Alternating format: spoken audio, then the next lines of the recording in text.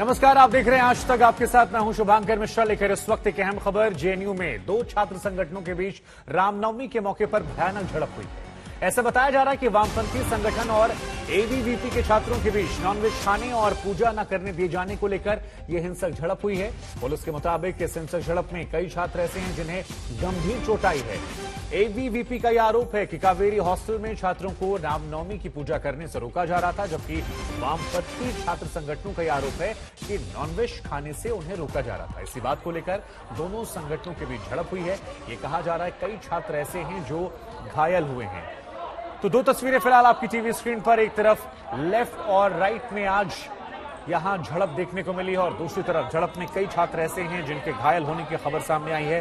प्रशासन तक ये मामला पहुंच गया है, लेकिन क्योंकि मामला एक ऐसे संस्थान का है जहां की छोटी छोटी खबरें भी बड़ी सुर्खियां बनती हैं, बड़ी सुर्खियां बटोरती हैं, ऐसे में ये खबर अब महत्वपूर्ण हो जाती है।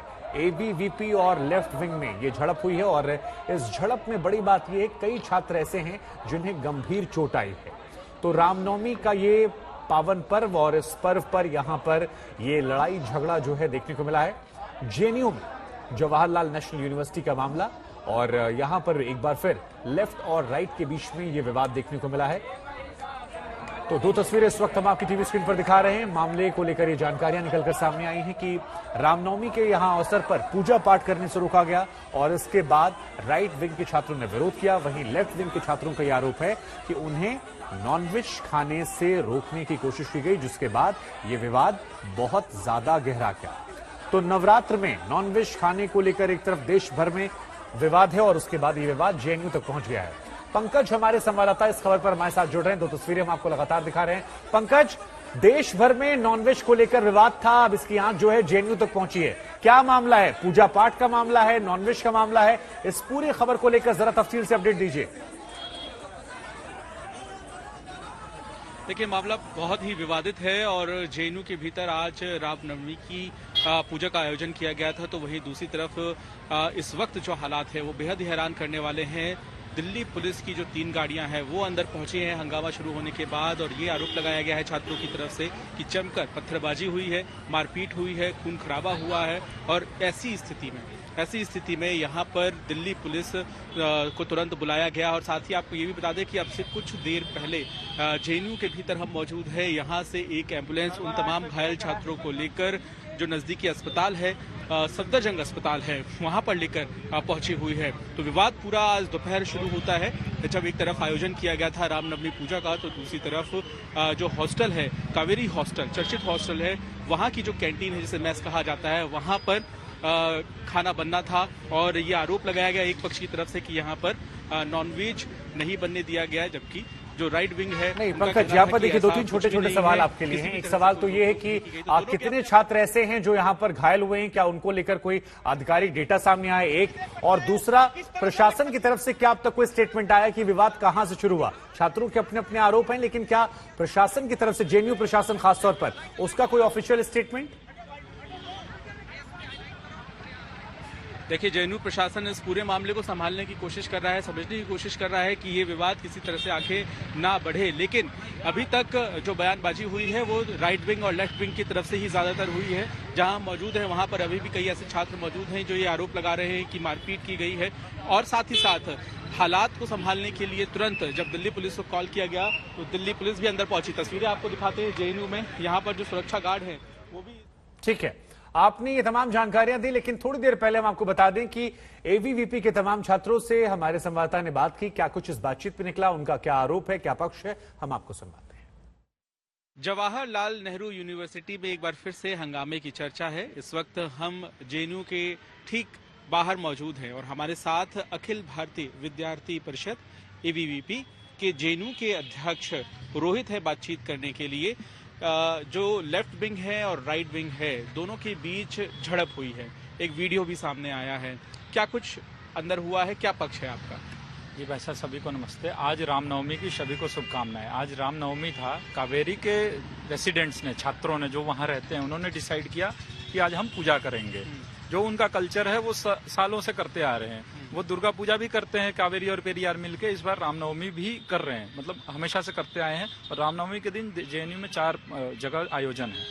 तो जब उन्होंने डिसाइड किया 3 दिन पहले वो पोस्टर भी निकाले, तभी से धमकियां उनको मिलने शुरू हो गई कि हम नहीं करने देंगे, हम हो सकता है आपके अंदर कुछ ऐसे चीज, आपत्तिजनक चीज आपके हवन में हम फेंक देंगे। तो क्या हुआ कि आज 3:30 बजे पूजा होना था, यकाएक 3:30 बजे कावेरी के गेट पे कुछ बाहरी लोग जो उस हॉस्टल के रेसिडेंट नहीं है आके हंगामा शुरू करते हैं, जिसके कारण से पूजा डिले होकर 5:30 बजे शुरू होता है, पर अच्छे से शुरू होता है। वो क्या था कि उसी समय आप मेस में देखेंगे तो मेस के अंदर इफ्तार की पार्टी चल रही है, जो वीडियो हमारे पास है प्रूफ, लोग खा रहे हैं, और मेस के बाहर जो है पूजा हो रही है, इसमें कोई आपत्ति नहीं थी। पर लेफ्ट और एनएसयूआई के लोग, चूंकि छात्र ज्यादा इकट्ठा हो रहे हैं, एक सामाजिक सौहार्द का माहौल बन रहा है, इसके कारण से वो डिस्टर्ब हो गए हैं कि कैसे विद्यार्थी परिषद लोग एसोसिएट हो सकते हैं, और बवाल बनाने की कोशिश उन्होंने वहीं से शुरू कर दी। लेकिन जो फेसबुक पोस्ट हमने देखी, यहाँ पे जो छात्र संगठन है उनकी जो प्रेसिडेंट हैं आयशी घोष, उन्होंने ये कहा है कि नॉनवेज का कुछ मामला है, वहाँ पर नॉनवेज परोसा जा रहा था, जिसका विरोध अखिल भारतीय विद्यार्थी परिषद के जो नेता हैं उन्होंने वहाँ पे किया। वीडियो का भी एक हवाला दिया गया। क्या इसमें सच्चाई है? उन्होंने ये आरोप लगाया। एक तो अखिल भारतीय विद्यार्थी परिषद इस एंगल में कहीं नहीं है, वो कावेरी रेसिडेंट का मामला है। दूसरा, आज के दिन और स्पेशली इफ्तार में कभी नॉनवेज नहीं बनता। जेएनयू की एक रीति रही है कि सभी के मेस बिल पे वो इफ्तार आता है, हालांकि, लेकिन कभी नॉनवेज नहीं बनता। आप किसी भी मुस्लिम छात्र को या किसी से भी आप उठा के पूछ लीजिए, तो नॉनवेज का इशू नहीं है, ये मेडअप इशू है, ताकि विद्यार्थी परिषद को बदनाम किया जा सके, ताकि इस कैंपस में जो उनको एक गिरती लोकप्रियता है उनके साथ लोग एसोसिएट नहीं हो रहे हैं, तो इसके लिए एबीवीपी का नाम आप बदनाम कर दो। क्या कुछ और अंदर हुआ? रामनवमी की पूजा हुई अंदर, वीडियो आप दिखा रहे थे। जी भाई साहब, जैसा कि आप जो मेस में जो फेसबुक देखे हैं बोल रहे हैं, वो ये हुआ कि 3:30 को जो प्रोग्राम अटेंड करने आ रहे थे कॉमन स्टूडेंट्स ऑफ जेएनयू, उनको रोड ब्लॉक कर देते हैं, कावेरी हॉस्टल का गेट ब्लॉक कर देते हैं, अंदर जो जा रहे हैं उनको धमकी देते हैं कि आप पूजा नहीं अटेंड करोगे तो आपको। तो हम आपको बता दें कि यहां से कई तस्वीरें ऐसी निकलकर सामने आई हैं जो थोड़ी परेशान करने वाली हैं। यहां पर कई छात्र ऐसे हैं जिन्हें चोट लगी है, दोनों तरफ से अपने अपने दावे हैं, अपनी अपनी बातें हैं, लेकिन तमाम छात्र ऐसे हैं जो इस वक्त यहां पर चोटिल हुए हैं, और इन तमाम छात्रों को हम आपको दिखा भी रहे हैं। मामला जो है वो बताया जा रहा है। हमारे एक और संवाददाता इस वक्त हमारे साथ जुड़ रहे हैं, अरविंद हमारे साथ जुड़ रहे हैं। अरविंद, क्या ये मूल मामला था? क्योंकि दोनों तरफ के जो दावे हैं वो अलग अलग हैं, और फिलहाल क्या स्थिति है? छात्रों को लेकर जानकारी क्या आ रही? कितने छात्र हैं जो घायल हैं? क्या किसी की स्थिति गंभीर है? और प्रशासन क्या कुछ कह रहा अब तक?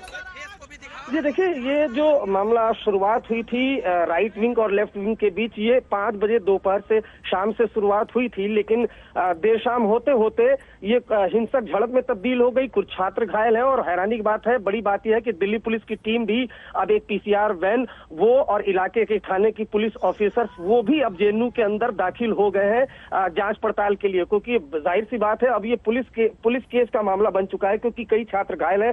तस्वीरें भी अंदर से आई हैं, एमएलसी के लिए उनको ले जाया गया है। हालांकि अभी तक किसी के गंभीर रूप से घायल होने की हमें जानकारी नहीं मिली है, लेकिन दोनों ही तरफ से, चाहे राइट विंग हो चाहे लेफ्ट विंग हो, दोनों ही तरफ से आरोप इस तरह के लगाए जा रहे हैं कि काफी गंभीर चोटें आई हैं, जिसमें जो जेएनयू की छात्र संघ अध्यक्षा है आयशी घोष, उन्होंने बाकायदा ट्वीट करके आरोप लगाया कि एबीपी के गुंडों ने उनके छात्रों के साथ मारपीट की है, जिसमें कई छात्र घायल हुए हैं। तो दिल्ली पुलिस की एक टीम पीसीआर वैन, जाहिर सी बात है जब मारपीट हुई है उसके बाद पीसीआर कॉल की गई है, तो उसके बाद दिल्ली पुलिस की एक टीम एहतियात के तौर पर अंदर गई हुई है जांच पड़ताल करने के लिए। अगर कोई शिकायत होगी जाहिर सी बात है एफआईआर भी दर्ज होगी, लेकिन ये बवाल जो विरोध प्रदर्शन जो लेफ्ट विंग है उनका कहना है कि बाकायदा जो नॉनवेज फूड है उसको खाने से रोका जा रहा था कावेरी हॉस्टल में, जबकि एबीपी का अलग आरोप है।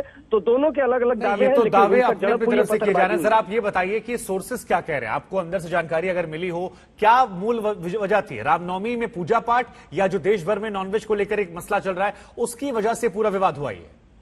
जी देखिए, कावेरी हॉस्टल में, जैसा कि खुद एबीपी के जो भी स्टूडेंट थे उन्होंने एडमिट भी किया है लाइव में, पंकज जैन जिनसे बात कर रहे थे। विवाद तो देखिए कावेरी हॉस्टल से शुरू हुआ, जो हमारे सोर्सेज बता रहे हैं कि जो वहां पर जो इफ्तार के बारे में चल रहा था, तो वहां पर जरूर मना किया गया है नॉनवेज फूड के लिए। उसके बाद विरोध में जो एबीपी के छात्र हैं उन्होंने वहां पर पूजा पाठ करना शुरू किया है, जिसकी तस्वीरें आई हैं, लेकिन उसके बाद ये बवाल बढ़ा है। उसके बाद बाकायदा एक मैसेज सर्कुलेट सर्कुलेट हुआ है, जो जेएनयू छात्र संघ अध्यक्ष है उनकी तरफ से एक मैसेज हुआ है कि 7:30 बजे के लगभग एक बाकायदा प्रोटेस्ट मार्च होगा एबीवीपी के खिलाफ, जिसके बाद ही ये हिंसक प्रदर्शन हुआ है। दोनों तरफ से झड़प हुई है और दोनों तरफ के छात्र घायल हुए हैं, जिसके बाद दिल्ली पुलिस की एक टीम भी अंदर पहुंची हुई है। फिलहाल जांच पड़ताल की जा रही है। अगर शिकायत होगी तो जाहिर सी बात FIR होगी। 2 साल पहले भी इसी तरह की, आपको बता दूं शुभांकर, जो तस्वीरें हमें याद है जब यहाँ की प्रेसिडेंट को चोट लगी थी। लेकिन अब एक सवाल आपसे और आता है, आखिरी सवाल ये, कुछ तस्वीरें वायरल हो रही हैं, तो ये झड़प हुई है या मार पिटाई हुई है? जी देखिए, दोनों ही तरफ से झड़प हुई है, मार पिटाई हुई है। दोनों ही देखिए, जब भी जेएनयू में होता है आरोप दोनों तरफ से लगाए जाते हैं, लेकिन दोनों ही गुट के जो छात्र हैं वो घायल हैं, ऐसी हमें जानकारी मिली है। कुछ तस्वीरें में हमारे पास आई हुई हैं। ठीक है, आपने तमाम जानकारियां दी अरविंद, आप बने रहिए हमारे साथ। जेएनयू के एक्स प्रेसिडेंट के हवाले से भी कुछ कहा गया सारिका की तरफ से, एक बार वो भी सुनवाते हैं। जेएनयू के भीतर जबरदस्त हंगामा हो रहा है और इस वक्त हम जेएनयू में मौजूद हैं और यहाँ पर जो स्टूडेंट्स हैं उनसे आपकी बातचीत कराते हैं। सबसे पहले अपना परिचय दीजिए, आप किस विंग से हैं, आपका क्या नाम है? मेरा नाम सारिका है, मैं जेएनयू के वाइस प्रेसिडेंट पहले रही हूँ और अभी डीएसएफ की सेक्रेटरी हूँ। मैं PhD कर रही हूँ इकोनॉमिक्स में। क्या कुछ हुआ? आप अपना फोन दिखा रही थी, क्या हुआ? मेरा फोन को एबीवीपी वालों ने लेके तोड़ दिया, मुझे पेट में बहुत जोर से मारा। यहाँ पे मेरी बाइक खड़ी थी बाहर हॉस्टल के, उसको भी तोड़ दिया गया है। और अभी भी बहुत सारे स्टूडेंट हैं जो ब्लीड कर रहे हैं, जिनको सफदरजंग भेजा गया है। जिस तरीके से उन्होंने सारे स्टूडेंट के साथ मैन हैंडलिंग की है, आज एकदम उस तरीके का रवैया नहीं था कि वो जेएनयू में पढ़ते इस तरीके का। लेकिन हुआ क्या? कावेरी हॉस्टल के बाहर क्या कुछ हुआ? दोपहर से चल रहा है क्या ये सब? हाँ, आज संडे है, संडे के दिन सारे हॉस्टल में वेज और नॉनवेज खाना दोनों बनता है, तो बाकी सारे हॉस्टल में अभी भी नॉनवेज वेज दोनों बना है। कावेरी हॉस्टल में इन्हें पता नहीं क्या हुआ, सडनली वो सामने आए, बोले कि हम यहाँ पूजा करेंगे, और जो खाना आया था, जो वेंडर आए थे चिकन लेके, उनको वापस भिजवा दिया, धमकी दिया कि कोई चिकन खाएगा नहीं। मतलब बेसिकली उनकी सरकार है तो उनकी जो मर्जी है वही चलेगी, और जिसको कोई भी। तो लेफ्ट और राइट की बहस में सेंटर में क्या है, ये अपने आप में एक बड़ा सवाल है। हालांकि ये जांच का विषय, इस खबर पर लगातार हमारी नजर बनी हुई है। लेकिन आज खुशी का मौका भी है किसी के लिए। आज खुश बहुत होंगे तो वो हैं शहबाज शरीफ। ऐसा इसलिए कह रहे हैं क्योंकि उनके जीवन का सबसे बड़ा सियासी सपना जो है वो पूरा होने वाला है। शहबाज शरीफ, हम आपको बता दें, कल यानी 11 अप्रैल को पाकिस्तान के अगले प्रधानमंत्री बन सकते हैं। 174 सांसदों के समर्थन के साथ शहबाज शरीफ पाकिस्तान की नेशनल असेंबली में अपना दावा पेश करेंगे और ऐसी उम्मीद जताई जा रही है कि बिलावल भुट्टो सहित विपक्ष के तमाम बड़े नेताओं को शरीफ कैबिनेट में बड़ी भूमिका मिल सकती है। लेकिन पिछले 24 घंटों में जिस तरह से पाकिस्तान में हालात बदले, उससे ऐसा लगता है कि इमरान खान की दिक्कतें बहुत ज्यादा बढ़ने वाली। क्यों हम ऐसा कह रहे हैं, यह भी समझने की जरूरत है। दरअसल इस्लामाबाद हाईकोर्ट में इमरान खान के खिलाफ याचिका दायर की गई है। उन्हें ECL यानी कि देश छोड़कर जाने वाली एग्जिट कंट्रोल लिस्ट में शामिल किया जाए। कल इस मामले पर सुनवाई होने वाली है। पाकिस्तान की फेडरल इन्वेस्टिगेशन एजेंसी ने सभी अंतर्राष्ट्रीय हवाई अड्डों को अलर्ट मोड पर रखा है। यहां पर बाकायदा हाई अलर्ट का मैसेज आया है। ऐसा इसलिए ताकि इमरान खान के अलावा उनके मंत्री और अफसर पाकिस्तान छोड़कर विदेश न जा सकें।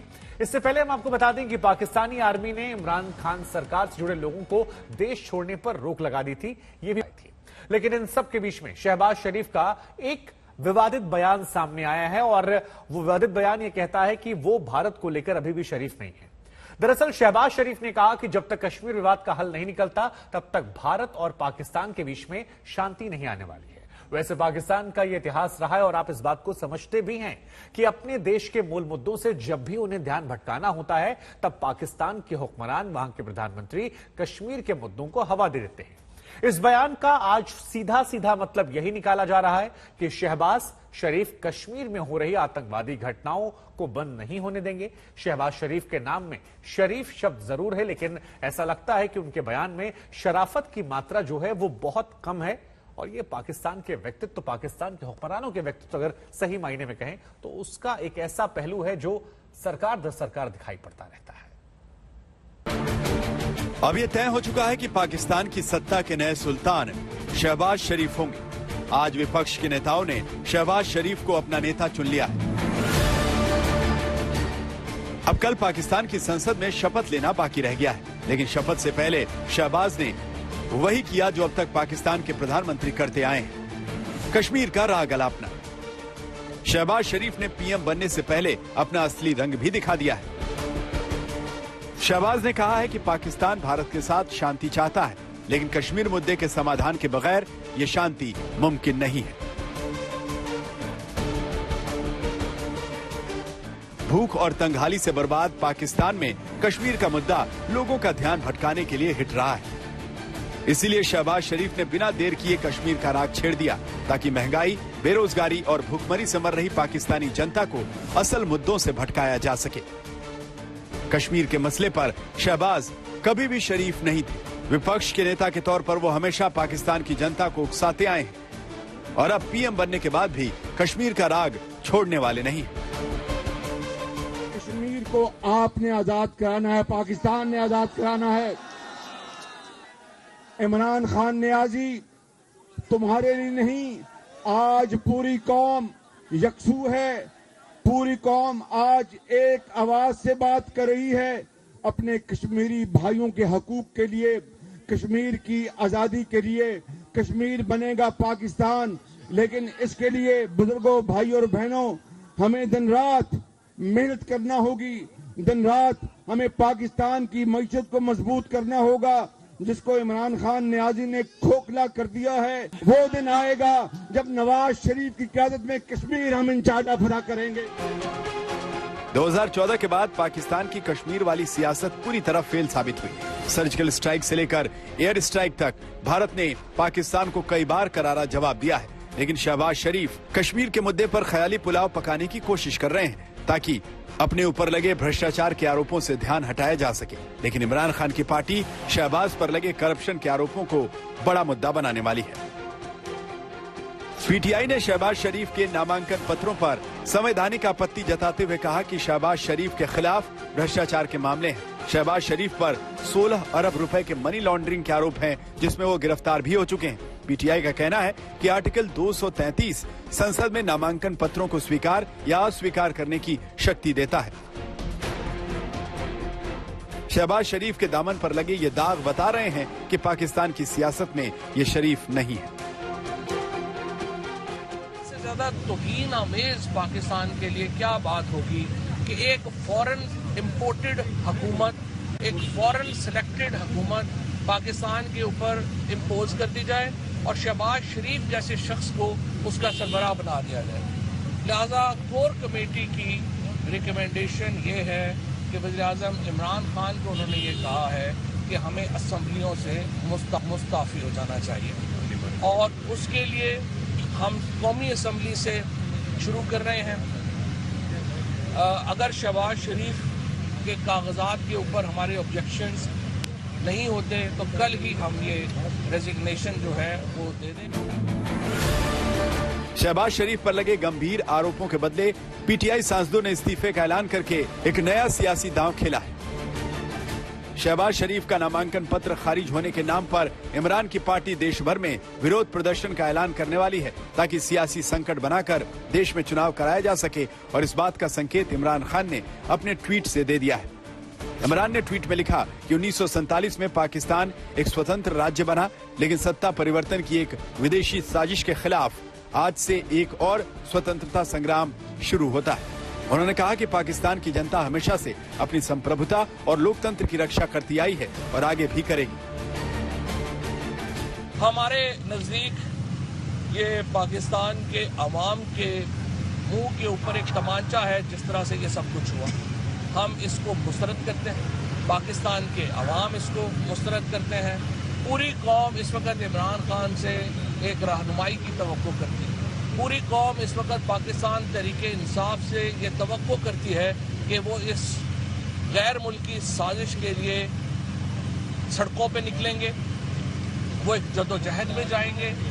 और हम ये समझते हैं कि अगर हमने इस वक्त कौम को मायूस किया और एक बड़ी मूवमेंट की क़यादत इमरान खान ने नहीं की, तो ये पाकिस्तान की सियासत के साथ, पाकिस्तान के आइन के साथ एक धोखा हो। शहबाज शरीफ के पीएम बनने से पहले इमरान खान पर गिरफ्तारी की तलवार लटकने के कयास लगाए जा रहे थे, लेकिन शहबाज शरीफ ने किसी भी तरह के बदले की कार्रवाई से इनकार कर दिया है। लेकिन इस बात पर पूरी तरह भरोसा नहीं किया जा सकता, क्योंकि कुछ दिन पहले तक शहबाज शरीफ आर्टिकल 6 के तहत इमरान को जेल भिजवाना चाहते थे। वो अब सत्ता के करीब आकर अपने सुर बदल रहे हैं। शरीफ की शराफत पर पाकिस्तान को शक है, क्योंकि इमरान खान और उनके मंत्रियों के देश छोड़ने पर पाबंदी लगाई जा चुकी है और दूसरी तरफ इमरान खान के बड़े बड़े अधिकारियों को पद से हटाया जा रहा है। अब देखना यह है कि कल यानी 11 अप्रैल को शहबाज शरीफ के पीएम बनने के बाद पाकिस्तान की सियासत में क्या बड़े बदलाव होने वाले हैं। हालांकि शहबाज शरीफ ऐसे समय में कांटों से भरा पीएम का ताज पहनने जा रहे हैं जब पाकिस्तान सबसे मुश्किल दौर से गुजर रहा है। आज तक ब्यूरो। तो आपने इनके बयानों को सुना। हम आपको बता दें कि शहबाज शरीफ की सत्ता आने की खुशी पाकिस्तान से लेकर लंदन की सड़कों तक सुनाई पड़ रही है। ऐसा क्यों है, ये भी बताते हैं आपको। दरअसल आज लंदन में नवाज शरीफ के घर के बाहर PMLN के समर्थकों ने ढोल नगाड़ों के साथ वहां जश्न मनाया, लेकिन तभी वहां पर इमरान खान के समर्थक पहुंच गए और इसके बाद दोनों गुटों में यहां पर झड़प हो गई। अब ये पाकिस्तान की सड़क का हाल नहीं है, ये लंदन की सड़क है। इस झड़प को रोकने के लिए लंदन पुलिस को बीच में आना पड़ा। पाकिस्तान में अचानक इमरान खान की सत्ता जाने से उनके समर्थक बहुत ज्यादा नाराज हैं, जबकि नवाज शरीफ के समर्थक इस बात को लेकर अपनी खुशी जाहिर कर रहे हैं कि अब नवाज शरीफ पाकिस्तान वापस लौट सकते हैं। लंदन की सड़कों पर शुरू हुए इस तनाव के बारे में हम आपको हमारी संवाददाता लवीना टंडन की रिपोर्ट दिखाते हैं। ये नजारा है नवाज शरीफ साहब के लंदन के घर के बाहर। बस कुछ ही लम्हों पहले यहाँ पर पूरी तरह से ढोल और जोश का माहौल था और मिनटों में जैसे ही इमरान खान साहब के सपोर्टर्स यहाँ आए, यहाँ एक तरह से क्लैशेस शुरू हो गए और फिर मिनटों में पुलिस यहाँ मौजूद होगी। देखिए कितनी बड़ी तादाद में पुलिस यहाँ मौजूद है और जो क्लैशेस हुए, जो हाथापाई हुई, उसे अब रोक दिया गया है। यहाँ लंदन में एक तरह से पाकिस्तान में जिस तरह का माहौल चल रहा है, उस तरह का माहौल यहाँ लंदन में भी नवाज शरीफ साहब यहाँ है। बस यहाँ जिस वक्त हम खड़े हैं, लवीना टंडन, आज तक लंदन। वहीं पाकिस्तान के इमरान खान की सत्ता पलटने में विपक्ष के संघर्ष के अलावा पाकिस्तान की सुप्रीम कोर्ट की एक बहुत बड़ी भूमिका रही और इसकी सबसे बड़ी वजह यह है कि पाकिस्तान सुप्रीम कोर्ट बिना किसी पूर्वाग्रह या फिर किसी दबाव में आए कानून के साथ खड़ा रहा। वैसे पाकिस्तान में कानून जैसा शब्द सिर्फ किताबों और भाषणों में सुनाई पड़ता है, लेकिन पाकिस्तान के सुप्रीम कोर्ट ने अपनी ये छवि बना रखी है कि वो केवल संविधान के अनुसार चलती है। ऐसा हम क्यों कह रहे हैं, हम आपको समझाते हैं खबरदार में। देखिए, दरअसल पाकिस्तान के सुप्रीम कोर्ट का टर्निंग पॉइंट तब आया जब साल 2001 में परवेज मुशर्रफ ने देश का राष्ट्रपति बनने के बाद संविधान को बदल दिया। परवेज मुशर्रफ ने सुप्रीम कोर्ट और हाई कोर्ट के जजों को नए संविधान के तहत शपथ पढ़ने का दबाव डाला, लेकिन जजों ने इसका विरोध किया। मुशर्रफ ने मार्च 2007 में देश के सुप्रीम कोर्ट के मुख्य न्यायाधीश को उनके पद से हटा दिया। इसके बाद दूसरे जजों को भी वहां से हटाया गया। इसके बाद 2 साल तक पाकिस्तान में जज और वकीलों ने एक बड़ा आंदोलन किया और साल 2009 में इस आंदोलन के सामने परवेज मुशर्रफ को झुकना पड़ा। वहां की सुप्रीम कोर्ट की स्वायत्तता एक बार फिर से बहाल करनी पड़ी और यह माना जाता है कि इसी वजह से इमरान खान सरकार के खिलाफ विपक्ष के नेताओं को सुप्रीम कोर्ट पर पूर्ण भरोसा था और यह फैसला अब पाकिस्तान के इतिहास में ऐतिहासिक फैसला बनकर दर्ज किया जाएगा। तो ये बड़ी बात इस फैसले को लेकर थी। इमरान खान ने विपक्ष के खिलाफ देशद्रोह का आरोप लगाया था। इमरान खान ने यह दावा किया था कि उनकी सरकार को गिराने की साजिश में विपक्ष ने विदेशी ताकतों का इस्तेमाल किया था। कुछ समय के बाद इमरान खान ने विदेशी ताकतों के नाम पर पूछे जाने पर अमेरिका का नाम भी लिया था। अब यह खबर आ रही है कि पाकिस्तान की खुफिया एजेंसी ISI ने अमेरिकी राष्ट्रपति की सुरक्षा में तैनात सीक्रेट सर्विस में घुसपैठ की कोशिश की, यानी अमेरिकी राष्ट्रपति की सुरक्षा में एक बड़ी चूक देखने को मिली है और इस साजिश के पीछे जिम्मेदार कोई है तो वो पाकिस्तान। सवाल यहां यह भी खड़ा होता है, क्या पाकिस्तान अमेरिकी राष्ट्रपति के खिलाफ बड़ी साजिश को अंजाम देने वाला था?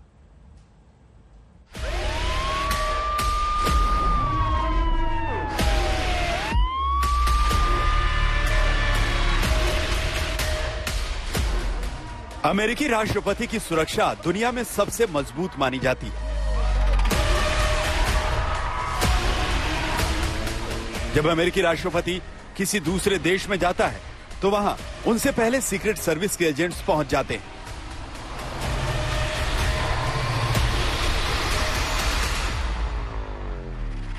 ये एजेंट्स अपने राष्ट्रपति की सुरक्षा में कोई कोताही नहीं बरतते, किसी पर भी भरोसा नहीं करते।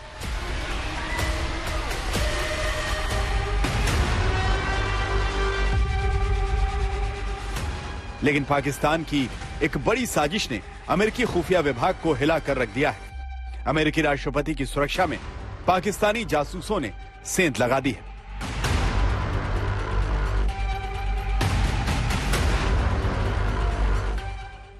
FBI ने पाकिस्तान की खुफिया एजेंसी ISI के 2 जासूसों को पकड़ा है। इन पर आरोप है कि दोनों ने अमेरिकी राष्ट्रपति की सुरक्षा में लगी सीक्रेट सर्विस में घुसपैठ की कोशिश की। इसके लिए उन्होंने सीक्रेट सर्विस एजेंट्स को अपने जाल में फंसाया। इन 2 पाकिस्तानी जासूसों के नाम हैं एरियन ताहिरजादा और हैदर अली। FBI ने इन दोनों को वॉशिंगटन में गिरफ्तार किया है। इन दोनों के पास से कई ऐसे सामान बरामद हुए हैं जिसके बाद अमेरिकी खुफिया विभाग के भी हाथ पांव फूल गए। इनके पास से असॉल्ट राइफल और पिस्टल समेत कई हथियार, जासूसी surveillance system, surveillance drone, body armour, gas mask, हथकड़ी, दरवाजा तोड़ने के उपकरण, रेडियो, हाई पावर टेलीस्कोप और स्नाइपर टेलीस्कोप बरामद हुए हैं। इन दोनों पाकिस्तानी जासूसों के पास से जांच एजेंसियों को पाकिस्तान, ईरान और मिडिल ईस्ट के कई देशों का वीजा मिला है। बताया जा रहा है कि दोनों जासूस खुद को डिपार्टमेंट ऑफ होमलैंड सिक्योरिटी का एजेंट बताते थे। इनके पास पुलिस का बैच भी था। इस मामले में जांच कर रही FBI की टीम फिलहाल कोई जानकारी नहीं देना चाहती, लेकिन वो मानती है कि पाकिस्तानी खुफिया एजेंसी ISI के एजेंट्स का अमेरिकी खुफिया विभाग में घुसपैठ राष्ट्रपति की सुरक्षा से बड़ा खिलवाड़ है।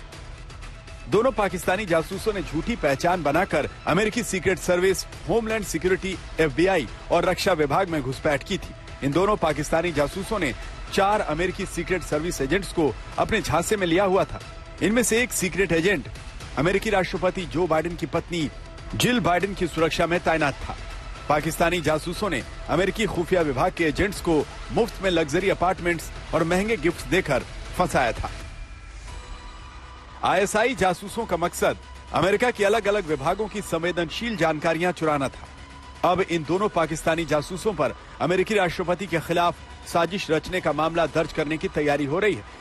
इसके अलावा जो सीक्रेट एजेंट्स इन जासूसों के संपर्क में थे, फिलहाल उनको हटा दिया गया है। आज तक ब्यूरो। और इसी के साथ आज खबरदार में मेरे साथ इतना ही, लेकिन देश और दुनिया की तमाम छोटी बड़ी खबरों से बाखबर रहने के लिए आप लगातार देखते रहिए आज तक।